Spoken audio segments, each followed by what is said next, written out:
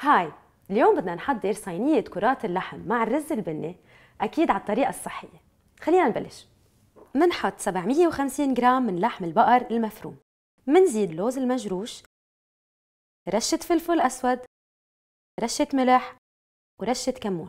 طبقنا لليوم غني بالسوبر فودز مثل الرز البني، البصل، الثوم والكمون يلي بيساعدونا على محاربة الأمراض المزمنة. للصلصة منسخن ملعقة كبيرة من زيت الكانولا، منزيد بصلة مفرومة، حبتين من الثوم المهروس، 3 أكواب من صلصة الطماطم الطازة، ملعقتين كبار مي، ملعقتين كبار من الريحان المفروم. مننكه بالبهارات المشكلة. بنصح مرضى السكري بإضافة الرز البني على حياتهم لأنه بيقدر يخفض مستوى السكري بالدم ويحسن عمل الأنسولين. بنوزع الرز البني المسلوق مسبقا، لكل كوب رز بني بدنا 2.25 كوب مي. منرش 3/4 كوب من جبنة الموتزاريلا القليلة الدسم. منضيف ربع كوب جبنة البارميزان. مندخل الصينية على فرن محمى مسبقا. وهيدا كان طبقنا لليوم. صحتين.